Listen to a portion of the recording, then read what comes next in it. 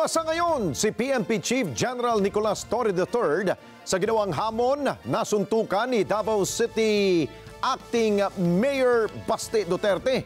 At ayon sa General, maaari umano nila itong gawin sa isang charity boxing match para sa mga naapektuhan na nagdaang kalamidad.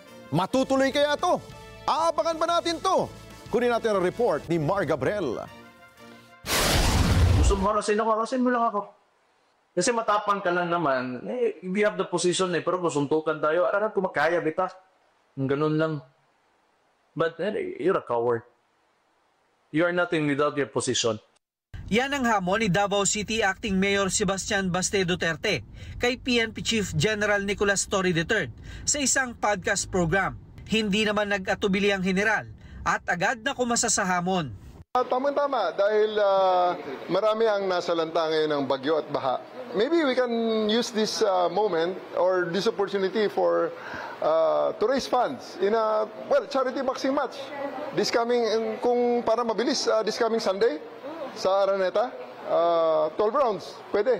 12 rounds sa sundukan para maganda. At para medyo marami-rami ang ma-raise natin, siguro you can find sponsors. Per round may mag-sponsor. Paliwanag ng general, hindi niya pinepersonal ang hamon ni Mayor Baste.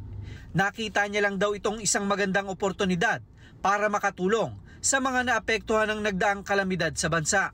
Naghamon siya ng suntukan. And sa atin naman, whether he's serious or not, sa atin, let's just put this on a better use. Kung yan ang gusto niya, madaling pagbigyan yan, boxing na lang para madaling iset up. At gawin natin this coming Sunday, 9 o'clock. I'll be there in Araneta. I'll ask Araneta to set up a boxing ring. Hopefully, they will oblige. Kung wala naman, di maghanap tayo ng kung saan gym ang gusto niya. Bukas ng umaga, sisimulan na raw ni General Torre na mag-ensayo sa PNP Gym para paghandaan ng laban sakaling kumasa si Duterte. Sa tingin ko naman, charity boxing match, kung magkasakitan, konti lang yan. Unless, lakasan lang ng loob yan. Sa akin naman, pareho lang naman kami siguro walang practice or baka kung nag-practice siya, okay lang din. Let's see. Patuloy nating hinihintay ang tugon ni Mayor Baste sa alok na boxing match ni General Torre. Mar Gabriel, para sa Mata ng Agila. Matatag, matapang, matapat.